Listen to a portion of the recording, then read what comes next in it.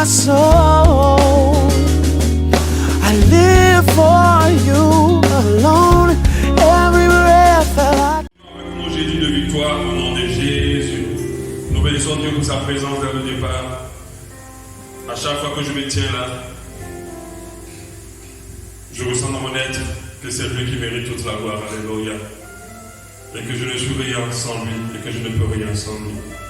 Seigneur, donne-moi le cœur que tu veux. Et permets-moi d'être fidèle à ta parole, dans la transmission et dans la réception aussi. Dans le nom de Jésus. Alléluia. Que Dieu nous bénisse ce soir. Amen. Nous finissons aujourd'hui notre série d'enseignements sur chrétiens et ambitieux, bons ou mauvais. Alléluia. Nous terminons cette série aujourd'hui. Chrétiens et ambitieux, bons ou mauvais. Amen. On avait compris que être un chrétien ambitieux était une mauvaise chose à condition. Alléluia. À condition, on avait vu plusieurs conditions le jeudi passé. Amen. À condition que l'ambition vers laquelle nous courons recherche notre gloire personnelle. Dieu nous amène à faire toutes choses pour que lui soit glorifié. À condition que l'ambition nous pousse à penser qu'à nous et pas aux autres. Des fois, lorsqu'elle nous pousse à écraser les autres pour que nous puissions arriver, ce n'est pas bon. À condition que l'ambition nous rattache aux choses du monde et non pas aux choses d'en haut. À condition que l'ambition nous éloigne de la croix et de la foi au lieu de nous rapprocher de Dieu. À condition que l'ambition nous pousse à faire des sacrifices que nous ne ferons jamais pour Dieu. Alors, c'est mauvais. À condition que l'ambition nous amène à mettre la priorité sur le monde au lieu de la mettre sur le ciel. À condition que l'ambition devienne dangereuse pour nous. Parce qu'il y a des ambitions, lorsque les gens se sont engagés dedans, elles ont été dangereuses pour ces personnes-là. Parce qu'elles se sont jetées dans un endroit qui va détruire leur vie, qui va détruire leur foi. Alléluia. Amen. Et je disais, le jeudi passé, ce qu'on va voir aujourd'hui, c'est que oui, être chrétien ambitieux est aussi une bonne chose. Amen. Déjà, tant que nous n'ayons pas des ambitions selon les mauvaises conditions que nous avons vues, que nous avons une ambition déjà qui glorifie Dieu, que nous avons une ambition qui n'écrase personne, que nous avons une ambition qui ne se met pas au-dessus de ce que nous recherchons prioritairement, c'est-à-dire le ciel, qu'on ait une ambition qui ne nous pousse pas à nous attacher au monde et qui nous pousse à nous rattacher à Dieu. Alléluia.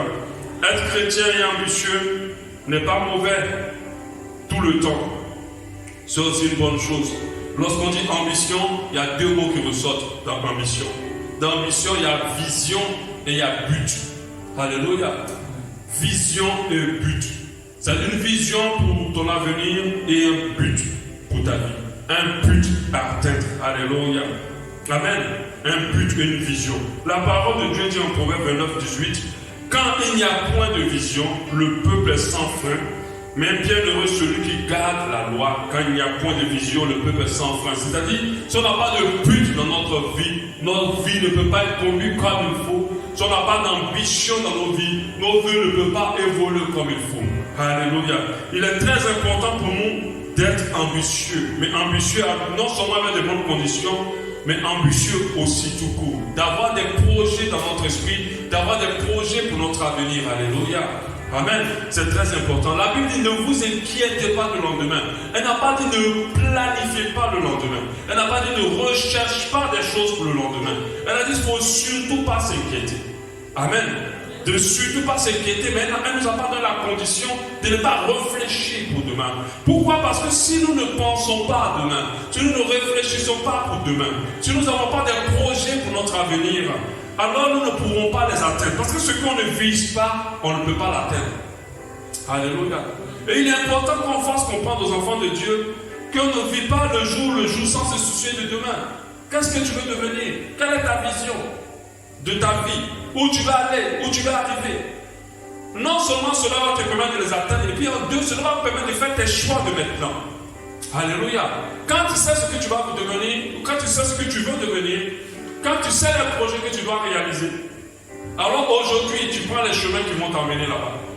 Mais quand tu ne le sais pas, tous les chemins vont te guider. Et c'est comme ça que beaucoup se sont perdus.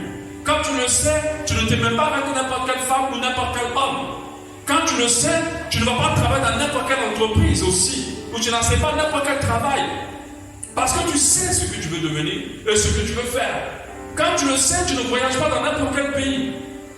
Tu ne vas pas habiter dans n'importe quel endroit. Beaucoup de personnes courent pour aller en Europe. Beaucoup vont aux États-Unis. Parce que tout leur rêve a été de partir là-bas. Mais ils n'ont pas calculé des véritables ambitions. Alléluia. Donc comme je disais, dans ambition, il y a vision et il y a but. Quelle est la vision de ta vie? Où tu te vois demain? Quel est le but que tu veux atteindre dans ta vie? Qu'est-ce que tu veux faire de ta vie? Alléluia. Beaucoup vivent au jour le jour sans se soucier du lendemain parce qu'ils ont été mal renseignés. Et plusieurs d'entre eux finissent aigris et frustrés, parfois amers, parce que les autres ont su planifier leur vie et ils ont pu avancer, ils ont pu obtenir des choses dans leur vie. Alléluia. Un chrétien doit aspirer, bien sûr, aux choses d'en haut, mais il a la possibilité d'aspirer aussi aux choses de la terre, à condition que les choses d'en haut soient la priorité. Alléluia. À condition que les choses d'en haut soient la priorité. C'est très important de se dire qu'il faut que je pense à demain. Si ce n'était pas le cas, la Bible ne parlera pas de projets que Dieu a formés sur nos vies. Quand on parle de projets, ce n'est pas des choses maintenant, c'est des choses à venir. La Bible dit en Proverbe 16:1, les projets que forme le cœur de l'homme, le cœur dépend de l'homme. Donc nous sommes appelés à former des projets. Et pour entrer dans la formation de projets, il faut avoir de l'ambition. Lorsqu'on parle d'être ambitieux, on parle de quelqu'un qui a soif de toujours une autre dimension. On parle de quelqu'un qui veut plus. Quelqu'un qui ne veut pas rester toujours au même niveau. Et beaucoup d'enfants de Dieu aiment se contenter. Oui, c'est vrai. Quand la Bible dit contentez-vous de ce que vous avez, la Bible nous encourage plutôt à ne pas se plaindre de ce que nous avons. Mais elle ne nous interdit pas de chercher mieux. Alléluia. Nous ne devons pas nous plaindre de ce que Dieu nous donne, parce que c'est une grâce. Tout ce que nous obtenons, le peu que nous avons plus que quelqu'un forcément. Alléluia. Et nous devons rendre grâce. Mais la Bible ne nous interdit pas d'inspirer à une autre dimension, de vouloir avoir un autre level dans notre vie, dans notre carrière, dans notre travail, dans tous les domaines, même dans nos vies spirituelles et dans notre ministère. Alléluia. Déjà que vous commencez le ministère comme ça, ils sont là, ils n'ont pas de projet dans leur tête, ils n'ont pas de vision, ils ne se projettent pas par rapport à qu'est-ce qu'ils veulent faire demain avec cette œuvre qu'ils ont commencé. Et ils restent là dans le statu quo sans avoir des ambitions. Lorsqu'on parle d'ambition, comme je l'ai dit, c'est un autre niveau, une aspiration à un autre niveau de vie, à un autre level par rapport à ce qu'on a aujourd'hui, sans mépriser ce qu'on a, surtout pas. Parce que c'est ça la mauvaise ambition. Quand tu es mal, tu es un chrétien, tu as une mauvaise ambition, tu commences à ne pas mépriser cela, à ne pas ressentir la joie dans ce que Dieu t'a donné maintenant. Et tu commences à te sentir mal parce que tu veux plus. Mais il faut désirer plus. Parce que le Dieu que tu sers est capable de te donner plus. Il dit les projets que forme le cœur de l'homme dépend de l'homme. Le cœur dépend de l'homme. Mais la réponse que donne la bouche vient de l'Éternel. Il nous fait comprendre que le cœur de l'homme doit former des projets. Il nous fait comprendre que le cœur de l'homme doit aspirer à quelque chose de plus. Le cœur de l'homme ne doit pas rester dans une routine de vie. Le cœur de l'homme doit chercher plus. C'est dans le désir de chercher plus et d'avoir des projets que nous avons beaucoup de choses aujourd'hui. Que des ministères se sont étendus un peu plus loin. Alléluia. Jésus, quand il est né, son ministère, il pouvait rester à Bethléem et puis le faire tranquillement. Vous dites, bon, tant que Dieu m'envoie des gens, je leur enseigne la parole, je joue une église, je suis là, je fais cela. Non. Il avait une ambition de parcourir toutes les contrées pour annoncer l'évangile. De telle sorte que quand l'apôtre Pierre, je crois que c'était Pierre, voulait l'interdire d'aller quelque part, il a dit arrête-moi Satan. Parce que moi, le projet que j'ai à cœur, c'est de parcourir les contrées et d'annoncer la bonne nouvelle. Et il a fait. À pied, à cheval certainement, il a parcouru tous ces contrées-là pour annoncer. C'était ça son objectif, c'était ça son but. Il avait donné à manger à 3000 à 5000 personnes. Ce n'était pas suffisant. Il fallait qu'il ressuscite un mort. Il fallait qu'il ouvre les yeux d'un aveugle. Il fallait plus. Il fallait qu'il ramène un fou à la raison. Alléluia. Mais il y a d'autres, quand ils ont fini de faire un petit truc, c'est fini. Quand ils ont eu l'assemblée déjà de pas mal de personnes, c'est bon, on est arrivé là. Alléluia. Amen. Et des fois, nous sommes frustrés.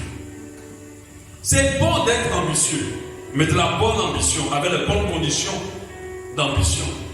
C'est cette ambition qui recherche en toujours la gloire de Dieu. Cette ambition qui nous permet d'aspirer à un autre niveau. Cette ambition qui est remplie d'amour et qui n'écrase personne. Alléluia. C'est très important. Nous pouvons former des projets dans nos cœurs. Alors on parle du fait d'être ambitieux. Même si c'est Dieu qui donne la réponse, nous ne devons pas nous attendre à ce que Dieu vienne faire tout dans nos vies.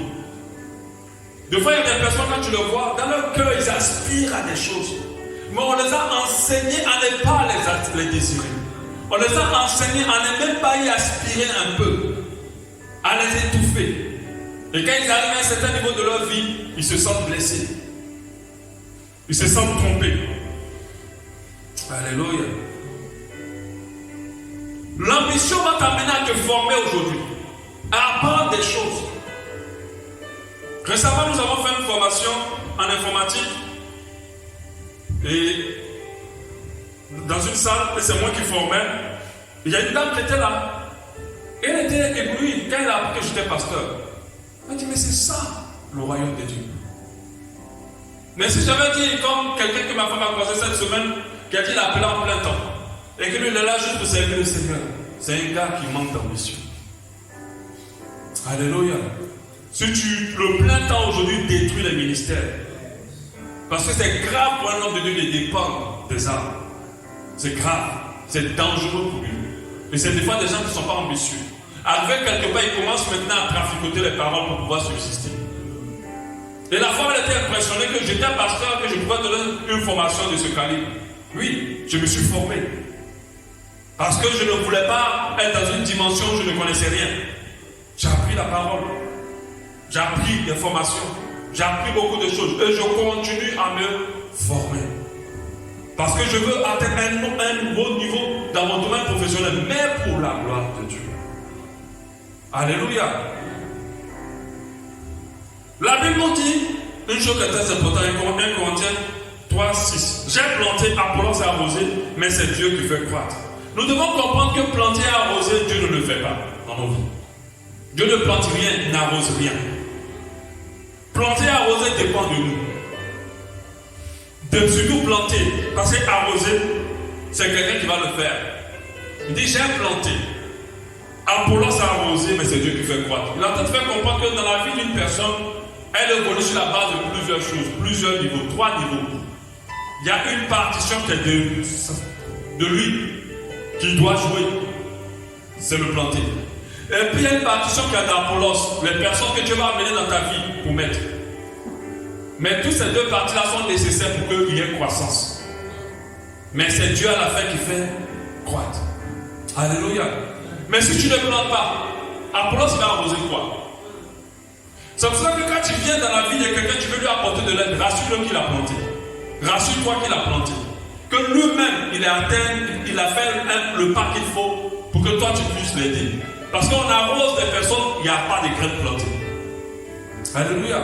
Donc nous devons comprendre que Dieu ne fait pas tout pour nous. Et Dieu ne veut pas tout faire.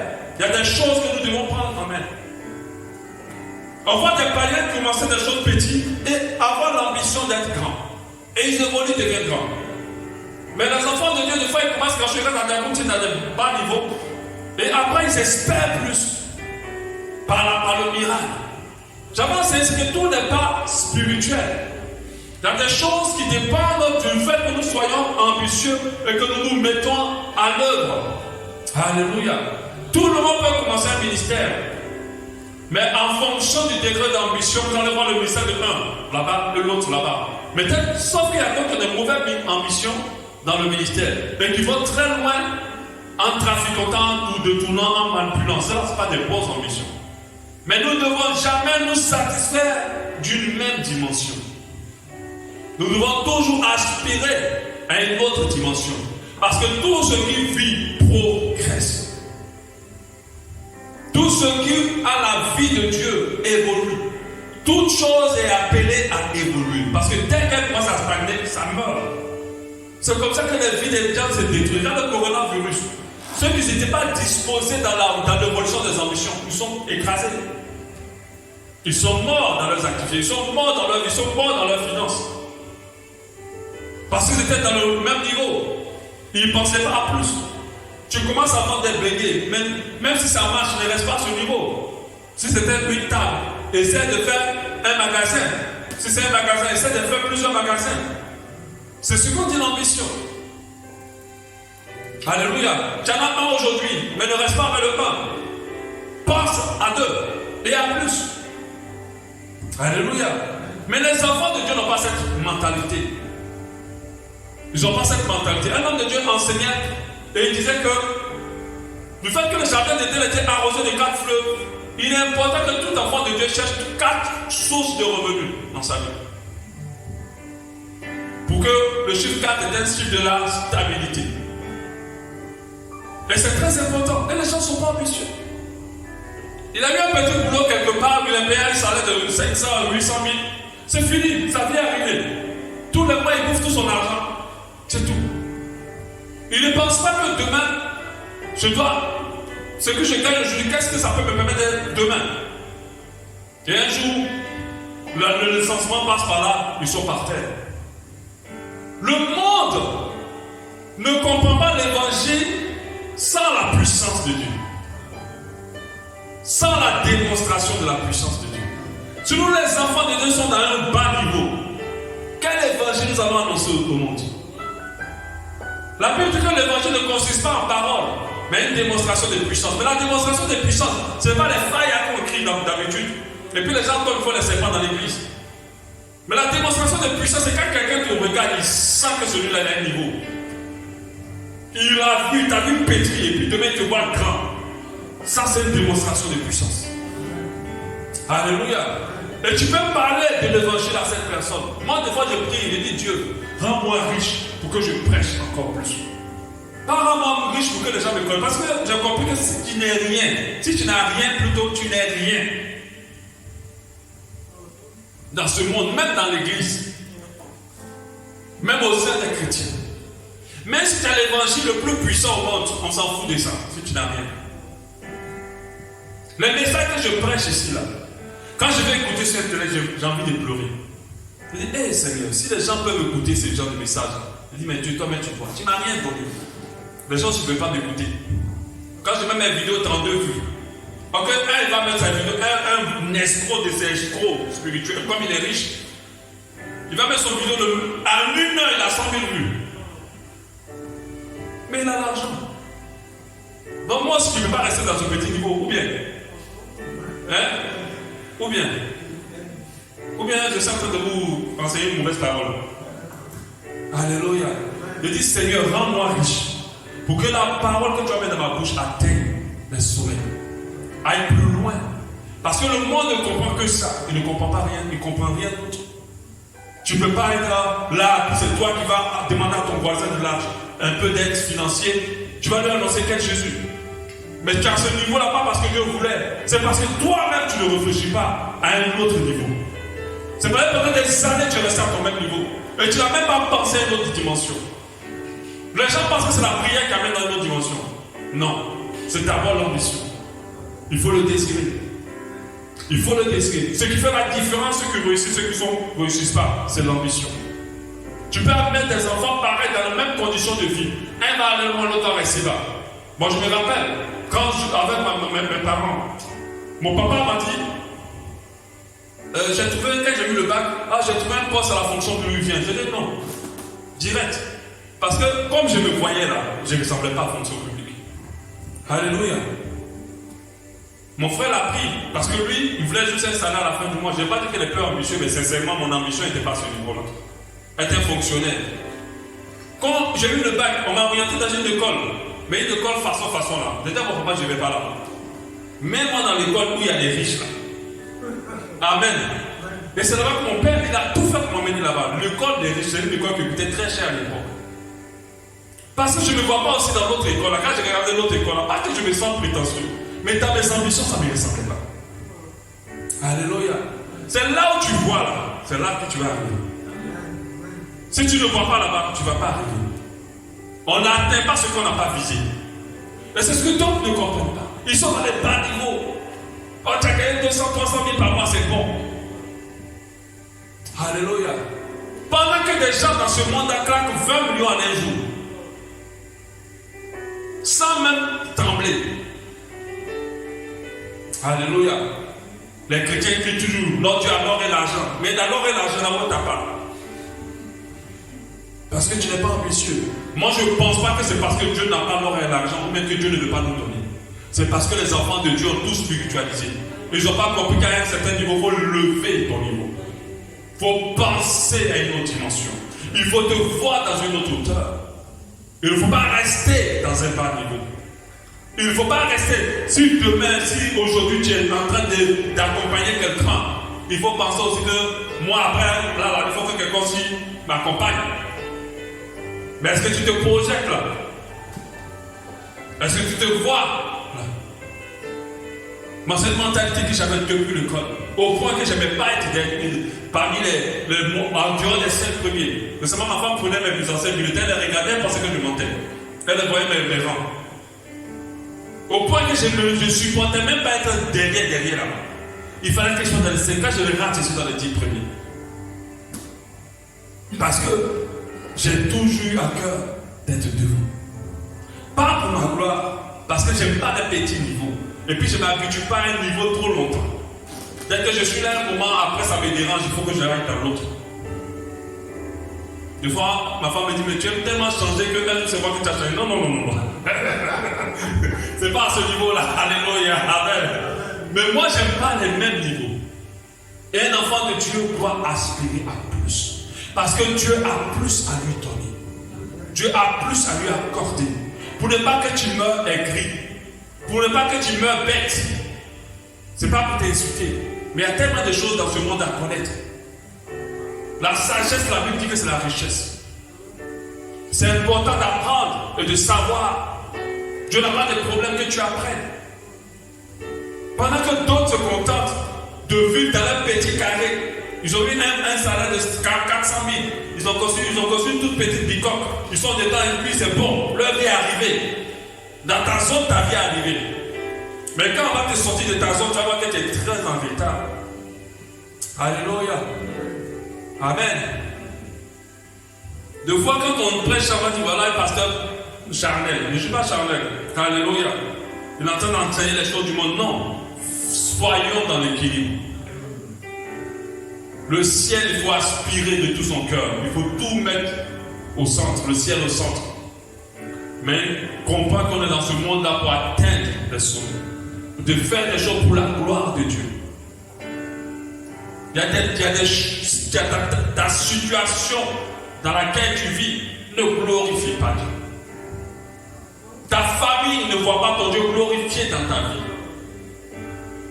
Parce que toi, tu veux que les bas niveaux, Dieu ne va pas t'étirer dans une autre dimension si tu n'as pas aspiré à cette dimension. Alléluia. Même quand tu commences le ministère, c'est pour ça que quand tu es ambitieux, tu mets toutes les capacités, tu veilles à planter. Tu veilles à planter. Tu veilles quand tu es ambitieux.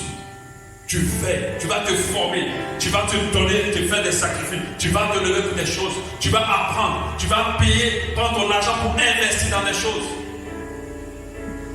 Pour atteindre ce sommet-là. Les gens minimisent beaucoup de choses. Il y a beaucoup de choses qui amènent les gens au sommet.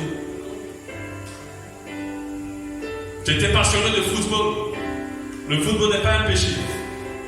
Certains étaient prêts à donner toutes les économies pour aller continuer le football. Aujourd'hui, ils sont milliardaires. Je crois que parmi les footballeurs, il y en a qui mettent toujours 100% Jésus. C'est pour la gloire de Dieu. Même s'il n'est pas ancré dans la foi, son 100% Jésus là a converti les gens. À cause du level qu'il atteint. Dans des chants, dans la musique, ils étaient passionnés de ça. Ils se voyaient en train de chanter dans des stades et tout. Mais la musique a changé la vie de plusieurs personnes. Ils ne sont pas restés là juste à faire des petits niveaux, à chanter dans l'église, à aller dans des stades de l'église. On va faire quoi un stade de l'église? Ils ont décidé de rentrer en studio, sacrifier tous les mecs font, sortir un album et les voilà en train de voyager dans le monde entier comme des nains. Alléluia. Les gens disent oui, il a la belle voix. Ce n'est pas la belle voix qui fait le ministère. C'est l'ambition. Dieu nous a tous équipés. Quand vous allez écouter ceux qui sont célèbres, chacun a son goût. Peu importe ta voix, ça plaît à nous. Moi, par exemple, je n'aime pas trop la voix de Donald. Je ne l'écoute pas trop. Ce n'est pas une chante que j'aime comme les autres. Par contre, il y a d'autres qui l'aiment. Par contre, il y a des chanteurs que moi j'aime que toi tu n'aimes pas, mais qui sont réussis. D'autres ont voulu toujours accompagner, mais d'autres ont voulu être devant pour guider les autres. C'est ça la différence entre quelqu'un d'ambitieux et quelqu'un qui n'est pas. Certains se contentent d'un bas niveau, pendant que d'autres aspirent à un autre niveau. Je me rappelle de l'histoire d'une chanteuse. Bon, elle n'est pas chrétienne, mais elle était ambitieuse. Elle était toute petite. Elle est connue en France, elle est célèbre, aujourd'hui elle a beaucoup d'argent, elle voyage dans le monde entier. Elle voulait être grande chanteuse. Et quand ils ont fait un concours de chant, elle a pris tous ses moyens d'économie pour voyager, pour aller faire le concours, seulement en aller. Elle n'avait même pas de retour. Mais quand un chrétien n'est pas ambitieux, il calcule tout. Tous ses pas sont mesurés. Il ne pense pas, il ne investit en rien. Il ne veille pas à planter. Apollos va venir arroser quoi? Si toi tu n'as pas planté. Et Dieu va faire quoi? Il calcule trop. Il n'investit pas dans ce dans quoi il croit. Moi je me rappelle que quand j'ai commencé à faire mon site internet, qui aujourd'hui m'a fait faire des sites internet de plusieurs entreprises et des grandes entreprises de Libreville, du Gabon.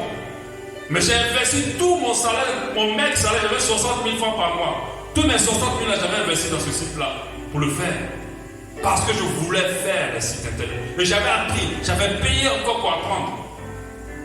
Je n'ai pas été formé à faire les sites internet dans mon cycle ingénieur. Je l'ai appris à côté.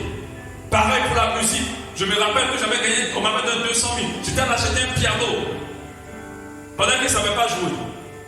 On appelle ça quelqu'un qui est ambitieux et qui n'a pas peur d'investir dans ce dont il rêve et dans ce qu'il croit. Et c'est demain que ces choses-là payent. Alléluia. Parce que Apollos va venir. Dieu n'amènera pas Apollos pour arroser. Ou si Apollos vient, Apollos ne trouvera rien à arroser. Et Dieu ne fera rien croître. Pendant qu'il a dit, je souhaite que tu sois prospère à tout égard, comme l'état de ton âme. Si nous mettons tous sur le Saint-Esprit sans nous décider d'avoir des ambitions, ne nous attendons pas à ce que nos vies changent agréablement. Tu as le droit d'être heureux, de posséder des choses dans ce monde, même si ça ne doit pas être en priorité. Là, le détail, c'est que tout ce qui est dans ton cœur comme ambition ne doit pas primer sur ton salut, sur ta relation avec Dieu, sur ton amour pour les prochains, pour ton prochain. Alléluia. Il faut que tu rêves aussi en tant qu'enfant de Dieu. Il faut que tu aspires aussi à une autre dimension. Alléluia.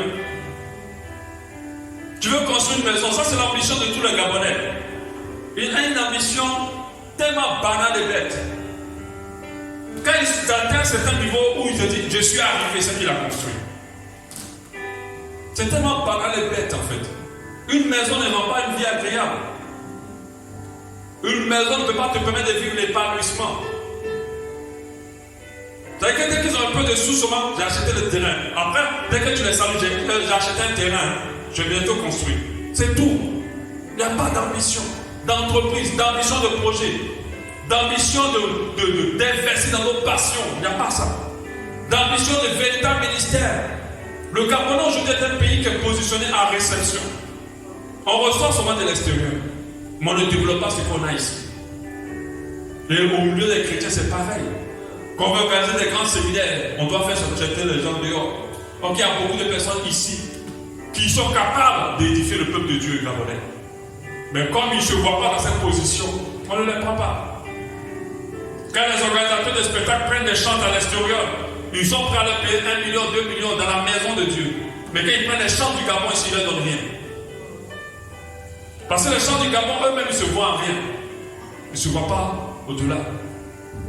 Alléluia. ne sois impressionné par personne. Reste impressionné par Dieu. Alléluia. Dieu est notre priorité, mais il ne nous exclut pas d'avoir des projets. Il ne nous refuse pas de rechercher notre level. Là où tu es, pendant que tu es en train d'écouter, comment tu te vois demain? À quel niveau tu te vois?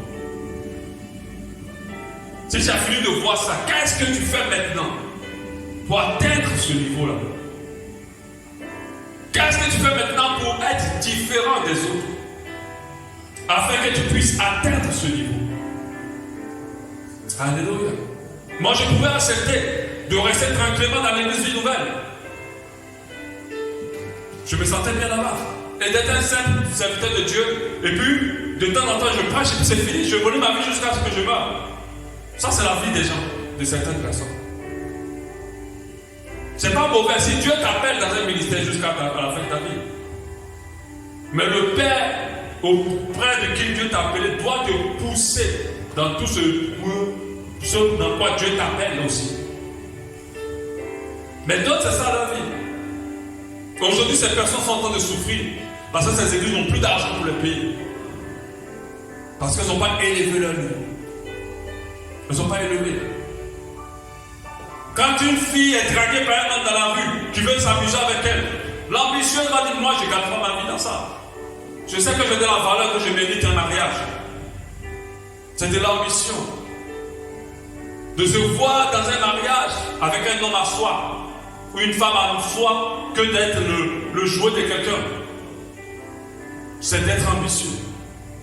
Parce que quand tu es ambitieux, tu réalises la valeur de qui tu es sans être orgueilleux. Et tu sais que tu mérites bien plus. Et alors tu pourras les atteindre par la grâce de Dieu. Alléluia.